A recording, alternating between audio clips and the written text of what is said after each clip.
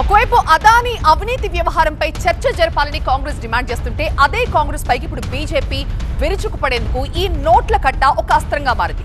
అయితే ఆరోపణలు ఎదుర్కొంటున్న కాంగ్రెస్ ఎంపీ అభిషేక్ సింఘ్వి కౌంటర్ ఇచ్చారు. ఆయన ఏమన్నారో చూద్దాం. తనపై వచ్చిన ఆరోపణలు ఖండించారు అభిషేక్ మను సింఘ్వి. నేను కేవలం ఒకే 500 రూపాయల నోట్ని తీసుకువెళ్లాను. నిన్న మధ్యాహ్నం 12:57 సభలోకి వెళ్లాను. మధ్యాహ్నం 1:30 వరకు కూడా ఎంపీ అయోధ్య రామిరెడ్డితో పార్లమెంట్ క్యాంటీన్లో ఉండి వెళ్లిపోయాను అంటున్నారు అభిషేక్ మను Singhvi. Sangam. I never heard of it. I reached the inside of the house yesterday at 12:57 p.m. In the afternoon. The house rose at 1 p.m. 3 or 4 minutes after I entered the house. From 1 to 1:30 I sat with Mr. Ayodhya Prasad in the canteen in Sangam and had lunch. At 1:30 I left Parliament. So my total stay in the house yesterday was 3 minutes and my stay in the canteen was 30 minutes. I find it bizarre that even on such issues, politics is raised.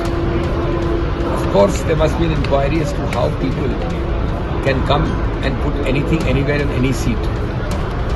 It means that each of us must have a seat where the seat itself can be locked and the key can be carried home by the member of parliament.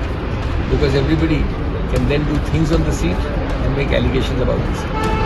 This is, if it was not tragic and serious, it మా అసోసియేటర్ మహాత్మాతో మాట్లాడదాం. మహాత్మా, అసలు ఏంటి నోట్ల కట్ట, అక్కడ ఎంత cash దొరికింది?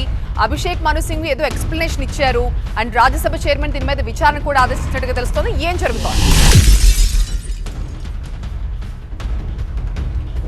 నిన్న రొటీన్గా జరిగే తనిఖీల్లో భాగంగా, ఎందుకంటే పార్లమెంట్లో గత ఏడాది ఇదే డిసెంబర్ శీతాకాల సమావేశాల్లో జరిగిన ఇన్సిడెంట్ నేపథ్యంలో ప్రతిరోజు anti sabotage checks అన్నటివి security forces చేస్తూ ఉన్నారు. అంటే సభా కార్యక్రమాలు అయిపోయిన తర్వాత సభను మొత్తం పూర్తిగా జల్లెడ పట్టి తనిఖీలు చేస్తూ ఉంటారు.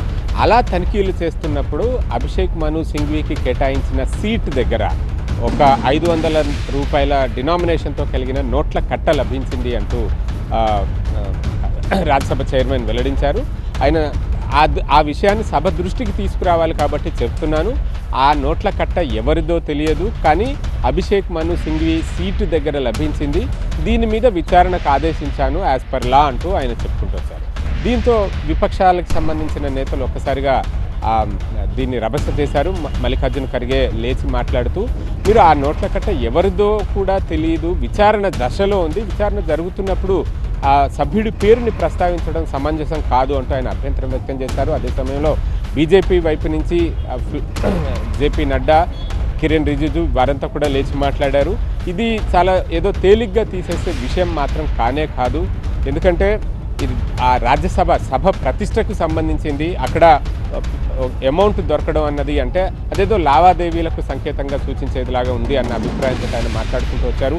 ఇది నోట్ల కట్ట, ఇప్పుడు ఇంకేదైనా రావచ్చు రేపు అంటూ కూడా ఆయన ఆందోళన వ్యక్తం చేశారు. సో ఈ క్రమంలో ఇద్దరి మధ్య కూడా కొంత మాటల యుద్ధం లాగా కొంత వాదోపవాదాలు జరిగాయి. దాంతో సభ కాసేపు గందరగోళంగా మారింది. తర్వాత రాజ్యసభ చైర్మన్ జోక్యం చేసుకుని ఇరుపక్షాలను కూడా సముదాయించారు. దీని మీద అభిషేక్ మను సింఘ్వి ఒక ట్వీట్ రూపంలోనూ అలాగే బయట రూపంలో కూడా తన రియాక్షన్ తెలియజేశారు. తాను 12:57కి సభకు వచ్చాను, 1 గంటకు సభ వాయిదా పడిపోయింది, ఉన్నదే 3 నిమిషాలు అన్నట్టుగా ఆయన చెప్పుకుంటూ వచ్చారు. ఆ తర్వాత ½ అవర్ క్యాంటీన్లో ఉన్నాను, అక్కడి నుంచి వెళ్ళిపోయాను, తను ఎప్పుడు క్యారీ చేసినా ఒకే ఒక 500 రూపీస్ నోట్ మాత్రమే క్యారీ చేస్తానంటూ ఆయన వివరణ ఇచ్చే ప్రయత్నం చేశారు. Thank you Mahatma.